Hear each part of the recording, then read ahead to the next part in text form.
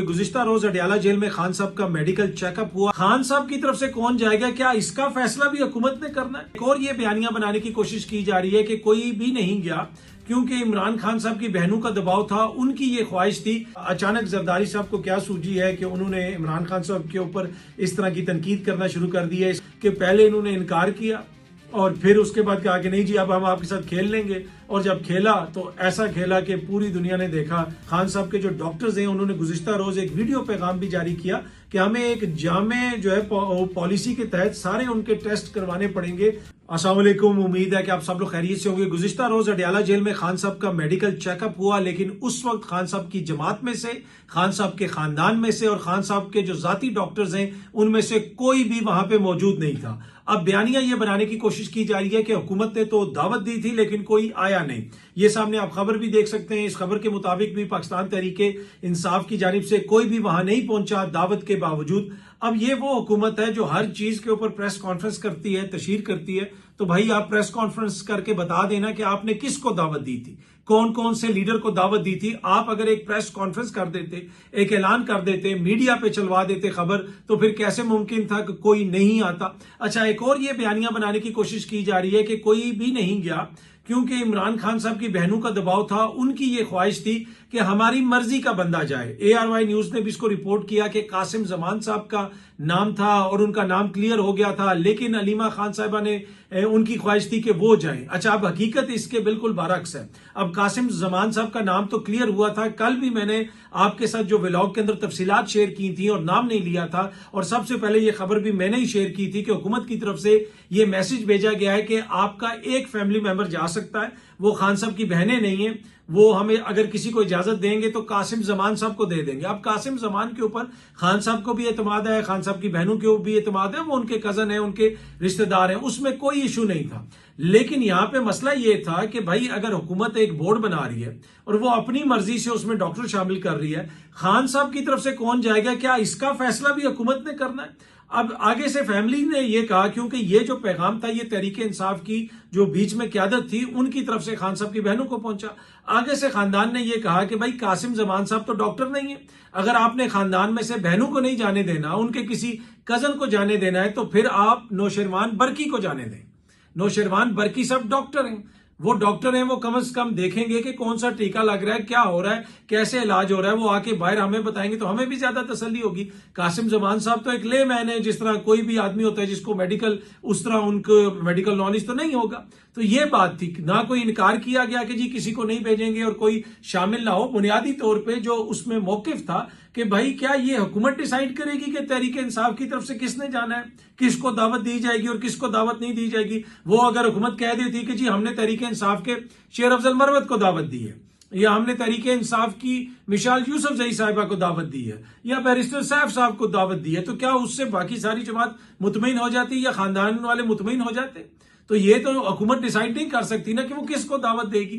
हुकूमत अपना बोर्ड बना ले, ठीक है, उसमें उन्होंने जिस जिस डॉक्टर को डालना है वो डाल दे, लेकिन खान साहब की तरफ से कौन आएगा ये तो उनकी फैमिली डिसाइड करेगी। सारी लड़ाई इसी चीज की है, सारी बहस ही इसी चीज के ऊपर हो रही है कि खान साहब की तरफ से कौन शामिल होगा, ये तो खान साहब के खानदान वालों ने डिसाइड करना है। अब वो कहें कि जनाब ये जो डॉक्टर है ये हम खान साहब की तरफ से हम खुद ही शामिल कर रहे हैं, तो ऐसे तो हुकूमत नहीं कर सकती। लेकिन बयानियां ये बनाने की कोशिश की जा रही है कि भाई देखें खान साहब की बहन की वजह से कोई नहीं जा सका और पार्टी के अंदर बड़ी तशवीश है और ये है और वो है। भाई आप नाम लें, आप सुबह ऐलान कर देते कि आज जनाब चेकअप है और 5 बजे ये लीडर जो है वो वहां पे पहुंच जाए, या पार्टी में से कोई भी पहुंच जाए। ऐलान तो आपने नहीं किया, लेकिन बयानियां बनाने की मुकम्मल कोशिश की जा रही है। तो किसी ने जाने से इनकार नहीं किया। खान साहब की बहनों ने बिल्कुल ये नहीं कहा कि ये बंदा ना जाए या वो बंदा ना जाए। उनका एक ही मुतालबा है कि भाई जो खान साहब के जाती डॉक्टर्स हैं उनको इसमें शामिल किया जाए, और अगर आप फैमिली में से हमें भी नहीं लेके जाते, आप कासिम जमान साहब का नाम, वो भी हो सकता है कि उनको भी वो ना जाने देते, वैसे ही उनका नाम फ्लोट किया गया, तो उसका आगे से उन्होंने ये जवाब दिया था। पाकिस्तान तहरीके इंसाफ के लोग जो पैगाम रिसानी कर रहे थे उनको कहा था कि भाई ये खान साहब की खाला का बेटा है नौशेरवान बरकी, ये डॉक्टर है, इसको ले जाते हुए आपको क्या तकलीफ है? आप क्यों नहीं चाहते कि कोई डॉक्टर उसमें शामिल हो? खान साहब की जो फैमिली है उनको मेन इश्यू और मेन मसला ये है कि उनकी सेहत कैसी है, उनका इलाज कैसे हो रहा है, क्या अब तक उनका इलाज कैसे किया गया है, क्या इंजेक्शन उन्हें लगाया गया है, वो सारी चीजें वो जानना चाहते हो। और इसीलिए वो चाहते हैं कि खान साहब के डॉक्टर्स भी वहां पे मौजूद हो और खान साहब के फैमिली मेंबर्स भी वहां पर मौजूद हो। एनीवे ये तिब्बी मुआयना करवा दिया गया और मुझे ये लगता है कि आज शायद ये रिपोर्ट वगैरह भी सुप्रीम कोर्ट में जमा करवा दी जाएगी। आप देखते हैं कि उसके बाद ये मामला आगे किस तरफ जाता है। अच्छा जी, आसफा भुट्टो जरदारी साहिबा ने कल जो ट्वीट की थी इमरान खान साहब के हवाले से, उनकी शादी के हवाले से, बुशरा बीबी के हवाले से, और जो उनका निकाह हुआ था, जो इसमें उन्होंने इद्दत का जो केस था उसको एक तरह से सच्चा कहा और बड़ा संगीन नोयत का इमरान खान साहब के ऊपर इल्जाम लगाया था, वो ट्वीट आसफा भुट्टो जरदारी साहिबा ने डिलीट कर दी है। दूसरी जो उनकी ट्वीट है ये वाली, जिसमें उन्होंने लिखा हुआ है ऑलवेज पीटीआई लाए, उन्होंने उसको पीटीआई के आगे जो लाए जो है वो साथ जोड़ दिया है। एनीवे उन्होंने ये हेडलाइन भी शेयर की हुई है कि weekly jail interaction Imran Khan meets wife, क्योंकि उनके ऊपर ये तनकीद हो रही थी कि भाई आपके वालिद साहब ने अचानक इमरान खान साहब के ऊपर ये तनकीद शुरू कर दी है और आसिफ जरदारी साहब कह रहे हैं कि इमरान खान जेल में ये मांग रहा है, दूध मांग रहा है, रो रहा है, ये कर रहा है, वो कर रहा है। ये वो आसिफ जरदारी है जिन्होंने जैसे जेल काटी वो सारी दुनिया के सामने है कि एक तो आपकी जो बहन है वो भी जेल के अंदर ही, आसिफ जरदारी साहब बंद थे जब वो पैदा हुई, यानी जब वो उस वक्त तक तो वो रिहा हो गए थे, लेकिन वो उन सालों में कैद थे, जेल के अंदर थे, जिन सालों के दौरान मोहतरमा शहीद बेनजीर भुट्टो साहिबा और आसिफ जरदारी साहब ऑब्वियसली शादीशुदा थे। वहां पे उनकी जेल के अंदर मुलाकातें होती थी और उन मुलाकातों के नतीजे में फिर उनके यहाँ जो है बेटी की विलादत हुई आसफा भुट्टो जरदारी साहिबा की। तो ये बात जब कही गई तो उसके ऊपर उन्होंने खान साहब के इद्दत का जो केस है और वो पता नहीं उसके ऊपर क्या कुछ कहा उस ट्वीट में, वो मैंने आपसे शेयर की थी पिछले व्लॉग में, लेकिन फिर अब उन्होंने वो ट्वीट डिलीट कर दी है। तो जरदारी साहब मजाक तो उड़ा रहे हैं खान साहब के जेल का, और आसफा भुट्टो जरदारी साहिबा ने भी खान साहब का मजाक उड़ाया। एन उस वक्त जब उनकी फैमिली परेशान है, उनकी आंख का इलाज नहीं हो रहा, अचानक जरदारी साहब को क्या सूझी है कि उन्होंने इमरान खान साहब के ऊपर इस तरह की तनकीद करना शुरू कर दी है। इसका जवाब तो वही दे सकते हैं, लेकिन जब उनकी जानिब से इस किस्म की तनकीद की गई और उन्होंने बताया कि मैंने तो बड़ी ऐसे जेल काटी है, वैसे जेल काटी है, तो लोगों ने कहा भाई आप तो वो हैं जिन्होंने जेल में बच्चे पैदा किए, जिन्होंने जेल में इज़्दिवाजी जिंदगी गुजारी, यानी आप खुद जेल में थे फिर भी आपकी मुलाकातें होती थी और आप माशाल्लाह बच्चे आपके यहाँ पैदा हो रहे थे, तो आप कैसे उसका मुकाबला इमरान खान के साथ कर सकते हैं। तो उसके ऊपर आसफा भुट्टो जरदारी साहबा ने ये दूसरी ट्वीट की थी कि इमरान खान साहब जो हैं उनकी जेल में वीकली इंटरेक्शन होती है और इमरान मीट्स वाइफ। लेकिन अगर आप इसी हेडलाइन को पढ़ें, कल भी मैंने आपको बताया था, नीचे लिखा हुआ है meeting was held in the conference room of Adiala jail and lasted for 45 minutes. तो ये 45 मिनट्स की मीटिंग होती है जो कॉन्फ्रेंस रूम में होती है, उस तरह के हालात नहीं है कि कोई अलहदा उनको बड़ा रूम दिया गया है और पूरा जो है, या फिर वो जेल में है ही नहीं है, किसी साथ वाले घर में शिफ्ट हुए हैं। अब आप जाके गूगल करें कि पाकिस्तान के अंदर कौन सा वो रहनुमा था जिसके हवाले से मीडिया पे बैठ के लोग कहते थे कि जनाब वो तो जेल में ही नहीं थे, वो साथ वाली कोठी में थे, मैं उनको मिलने गया। तो इस तरह की बहुत सारी खबरें आती रही बहुत सारे लोगों के हवाले से। एनीवे उस डिटेल में मैं नहीं जाना चाहता, लेकिन इमरान खान साहब और उनकी फैमिली इस वक्त जिस वक्त से गुजर रहे हैं, ऑब्वियसली यकीनन उनके लिए ये मुश्किल वक्त है। और कल भी मैंने आपको बताया था कि जब कुलसूम नवाज साहिबा बीमार हुई थी तो कैसे इमरान खान साहब ने उनके लिए गुलदस्ता भिजवाया था। हार्ले स्ट्रीट क्लिनिक में पाकिस्तान तहरीक इंसाफ के लोग गए थे और जाके वहां पे उनकी सेहत और जिंदगी के लिए दुआ भी करवाई थी। एनीवे एक और चीज जो है जिसमें हमें बहुत ज्यादा दुआ की जरूरत है वो हमारा क्रिकेट वाला मामला है। मैंने आपको पहले ही कहा था कि पाकिस्तान ने अगर बाइकआउट किया है तो इनको किसी सूरत में इंडिया के साथ नहीं खेलना चाहिए।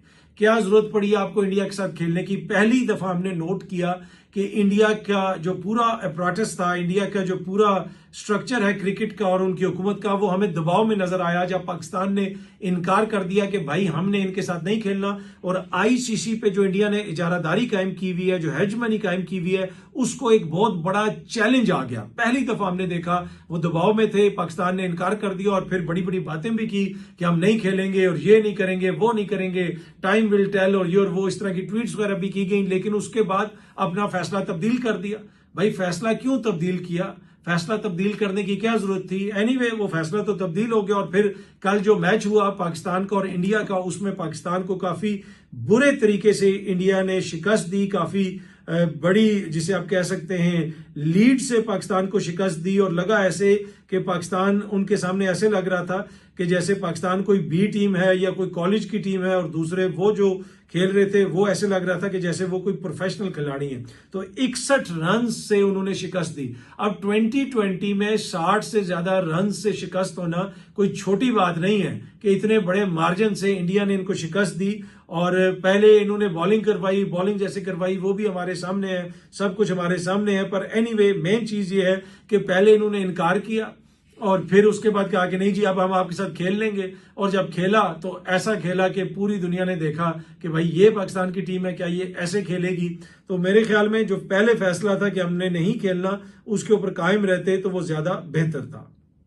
अच्छा जी, कल एक और खबर भी आई कि इंजीनियर मोहम्मद अली मिर्जा साहब जो हैं वो इतवार वाले दिन लोगों से मिलते हैं और उसी दौरान किसी ने उनके ऊपर हमला करने की कोशिश की। कोई शख्स गया हुआ था वहां पे, उनको जैसे लोग सुनने के लिए बैठे होते हैं वो भी वहां पे बैठा हुआ था, उनसे मिलने के लिए उठा, लेकिन अचानक उसने कोई नारे वगैरह लगाए और उनके ऊपर हमला करने की कोशिश की। उसको लोगों ने दबोच लिया। इंजीनियर साहब के हवाले से यही खबर आ रही थी कि वो खैरियत से हैं, लेकिन उनके ऊपर ये हमला किया गया है गुज़िश्ता रोज। जो मीडिया ने ये खबर ब्रेक की और मुख्तलिफ सोशल मीडिया के ऊपर भी ये खबर हम देखते रहे।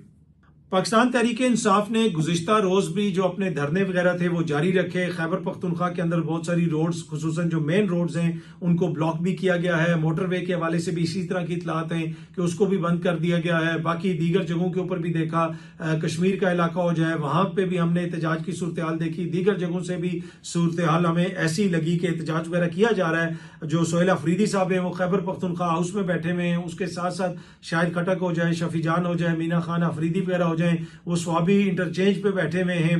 और सबका एक ही मुतालबा है कि इमरान खान साहब का जल्द अज जल्द इलाज करवाया जाए और जो उनका मेडिकल बोर्ड है उसमें खान साहब के जो जाती मुआलिज हैं उनको शामिल किया जाए। लेकिन उन सारे मुतालबात के बावजूद हुकूमत ने अपनी मर्जी का बोर्ड बनाया और अपनी मर्जी के बोर्ड से जाके वहां पे चेकअप भी करवा दिया, जिस तरह मैंने आपको पहले बताया। लेकिन खबरें इस तरह की दी कि जी वो बोर्ड जो है वो 1.5 घंटा इंतजार करता रहा। वो किसका इंतजार करता रहा? आपने किसको दावत दी थी? और इसमें जो मेन चीज ये है कि खान साहब की बहनों ने इस चीज के ऊपर स्टैंड लिया हुआ है कि अगर खान साहब का जो बोर्ड बनेगा जिसकी तायद हम करेंगे, उसमें खान साहब के जाती मुआलिज का शामिल होना जरूरी है। अगर वो शामिल नहीं होंगे तो हम उस बोर्ड को नहीं मानते। लेकिन उनके जो मुतालबे को हुकूमत ने नजरअंदाज किया, अपनी मर्जी का बोर्ड बनाया, चेकअप करवा दिया गया। आज सुप्रीम कोर्ट के अंदर वो रिपोर्ट वगैरह जमा करवानी है। उसके अलावा खान साहब के कुछ और मुकदमात भी हैं। कुछ लोग ये कह रहे हैं कि खान साहब के बेटे की भी उनसे गुफ्तगू हुई और उसके बाद उसने भी कोई ट्वीट वगैरह नहीं की। और तहरीक इंसाफ की भी जो क्यादत वगैरह है, पार्लियामेंट हाउस के अंदर भी लोग बैठे हुए हैं। इसी तरह खैबर पख्तूनख्वा हाउस के हवाले से मैंने बताया कि वहां पे भी लोग बैठे हुए हैं। अब सब इंतजार ये कर रहे हैं कि वो जो डॉक्टर्स हैं उनकी क्या रिपोर्ट आती है, वो क्या सुप्रीम कोर्ट ऑफ पाकिस्तान को बताते हैं। लेकिन खान साहब के खानदानी जराए और उनके वकला ये बताते हैं कि सुप्रीम कोर्ट ऑफ पाकिस्तान ने उस दिन जो ऑर्डर दिया था उसकी जो कॉपी है वो अभी तक हमें नहीं मिली और उसकी कॉपी का हमें मिलना जरूरी है। एनीवे, अब तो अगली हेयरिंग की आज तारीख आ चुकी है और अब देखते हैं कि उसके ऊपर क्या फैसला होता है। आगे मोअज़्ज़िज़ अदालत इस मामले को किस तरफ लेके जाती है। लेकिन ये जो सब कुछ हो रहा है, अगर ये किसी जगह पे आपको लगता है कि हुकूमत के ऊपर दबाव है और एक दबाव क्रिएट किया गया है, अगर इसमें किसी का सबसे ज्यादा क्रेडिट है तो वो खान साहब की बहनों का है। इनकी जो सीनियर लीडरशिप है वो भी बहनों के हवाले से एक सहाफी को एक खबर देती है, दूसरे सहाफी को दूसरी खबर देती है कि भाई इस पे मान जाओ, उस पे मान जाओ। भाई क्यों मान जाओ? किस वजह से मान जाओ? फैमिली ने ये डिसाइड करना है ना कि कौन जाएगा कौन नहीं जाएगा, उनका डॉक्टर शामिल होगा या नहीं होगा। अगर इस सारे मामले के ऊपर खान साहब की बहनें इस तरीके से स्टैंड ना लेती तो हुकूमत ने जो अब तक किया वो तो सबके सामने है। अब कुछ सहाफी ऐसी भी खबरें दे रहे हैं कि खान साहब का ब्लड प्रेशर हाई हो गया था। हसन अयूब साहब ने अपने एक व्लॉग में इस चीज का जिक्र किया। अबसार आलम साहब ने कहा कि उनकी आंख जाया हो गई है। पहला क्वेश्चन तो ये है कि माजी में जब खान साहब के बाहर वाइटल्स बताए जाते थे, शेयर किए जाते थे, उनका जो ब्लड प्रेशर होता था वो कभी 70/120 होता था, कभी 70/125, यानी आइडियल रेंज में होता था। अचानक ऐसा क्या हुआ कि उनका ब्लड प्रेशर हाई हो गया? यही वो जिसे आप कह सकते हैं तहफुजात हैं जो उनके खानदान को है कि अगर ब्लड क्लॉट आंख में जा सकता है तो वो दिमाग में भी जा सकता था, वो दिल में भी जा सकता था। वो कैसे हुआ? तो इन सारी चीजों को एक तरह से जिसे आप कह सकते हैं कि उनको इन्वेस्टिगेट करना बहुत जरूरी है, जिसके हवाले से खान साहब के जो डॉक्टर्स हैं उन्होंने गुज़िश्ता रोज एक वीडियो पैगाम भी जारी किया कि हमें एक जामे जो है पॉलिसी के तहत सारे उनके टेस्ट करवाने पड़ेंगे, देखना पड़ेगा कि बात इस नहज पे क्यों पहुंची। बहुत सारे लोग कह रहे हैं और जनाब इस उम्र का जो बंदा है उसको तो बहुत सारी बीमारियां होती हैं। भाई मैं आपको ये कहता हूं कि आपके जो उस उम्र के आधे लोग हैं ना, जो आपकी सियासी जमातों के अंदर हैं, बल्कि आपके मीडिया के अंदर हैं, आप अभी भी जाके सारे उसके साथ एक्सरसाइज कर लें। क्या वो उस एज के बंदों वाला ही उसका रहन सहन है? उस एज के बंदों वाला उसका लाइफ स्टाइल है? उसकी जो वाइटल्स आते थे, जो ब्लड प्रेशर, दीगर चीजें, वो तो सारी बिल्कुल नॉर्मल थी। जितनी वो एक्सरसाइज करते हैं उतना तो एक नौजवान नहीं कर सकता। आप बिलावल से आज रेस लगवा दें इमरान खान की, कहें कि उस बिलावल से कहें कि जाओ उसके साथ एक्सरसाइज करके दिखाओ, या इनके कोई और जो इनके बहुत ज्यादा जो फिट हैं उनको कहें कि जाके उनके साथ वो एक्सरसाइज करके दिखाएं। तो ये जो कहा जा रहा है कि जी वो 70 साल से ज्यादा उम्र के और उस उम्र में बीमारियां होती हैं, भाई बीमारियां उसको होती हैं जो बीमार हो, जो 70 साल का ना भी हो, यंग भी हो, उसको भी बीमारी हो जाती है। लेकिन एक बंदा जो सेहतमंद है, अचानक उसके साथ ये जो हुआ है उसकी वजह से लोग तहफुजात का इजहार कर रहे हैं। एनीवे, ये अब तक की तफसीलात थी जी। बहुत जल्दी आप सब दोस्तों से दोबारा मुलाकात होगी। Thank you very much.